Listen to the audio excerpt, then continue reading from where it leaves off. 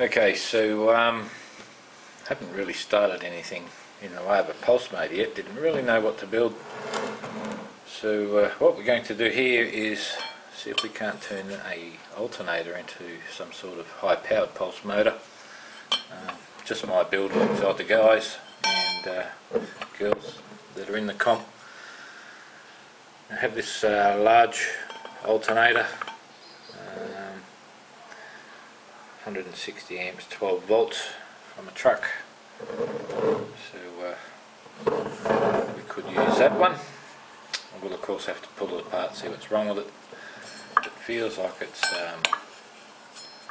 just the bearings, hopefully, but we won't know until we get inside of it. Of course it has the built-in regulator and rectifier, and we'll probably have some fairly serious diodes in this one. So we could go for that one, 160 amps at 12 volts like I said, or we could go for a bigger one, and this one here also has the regulator and even larger diodes, I would imagine. So this one here is 200 amps at 14 volts. So that would give us 280 watts. So a fairly large alternator. This one is actually very stuck. So once again we'll have to pull it apart and see what's wrong with it. So we can either go with the large one or we can go with the very large one. Undecided at the moment, and I'm guessing the decision may come down to what's actually wrong with them inside. So go ahead, pull them apart and we'll have a look inside.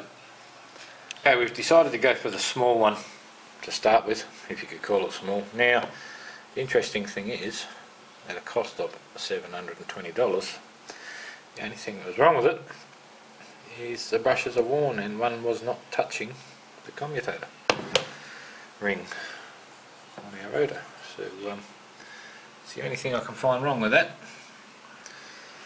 and it was open circuit between the two. So a set of brushes, nice clean up, worth a bit of money, especially in the trucking world where they are quite expensive, but we're not going to do that. Okay, so our rotor looks all Mickey Mouse. Bearings of course we'll pull apart and maybe just put some white oil in them. We'll check the continuity of the exciter coil.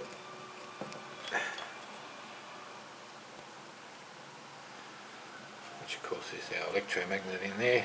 That creates the magnetic field across all these fingers.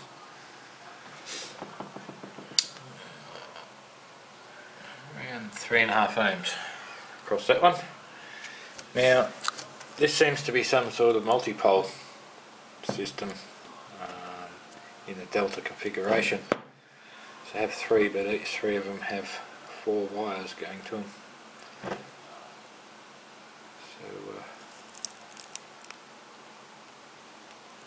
I don't think I've ever seen one like that before.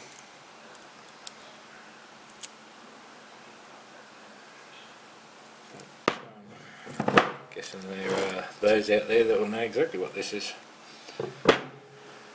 So we'll check out what we have here, which I'm assuming will be very low. It's very few turns, a very thick wire.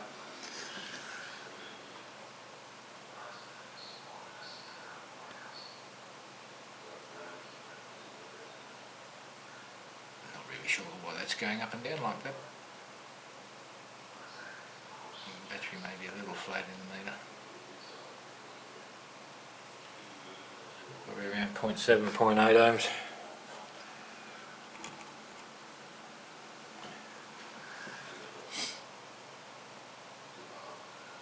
Yep. Of course that should be the same. Yep. Okay, so No open circuits anywhere. Everything seems and looks fine in here. They're not burnt in any way. Reasonable condition, other than being dirty. But simply wipes off. That all looks good. Not dirty in any way. So all we need to do is really make a drive circuit for this. A 3-phase drive circuit. And we'll just put a little bit of power into our electromagnet here. Complements of our power supply. We can limit the voltage, limit the current, and see how much we actually need to get a decent effect happening here. So the plan was, a little later on, is to take the electromagnet out and put permanent magnet in there, a couple of ring magnets. That'll be strong enough to put our field across here. But we'll see how we go with it. So yeah, just a matter of replacing the brushes, and we're all good to go. Of course, we'll pull out all the other rubbish we don't need. Some really good sized diodes in there. One there, and one hiding under there somewhere. But we know they can handle some good current because of the size of the alternator, which once again is 160 amps at 12 volts.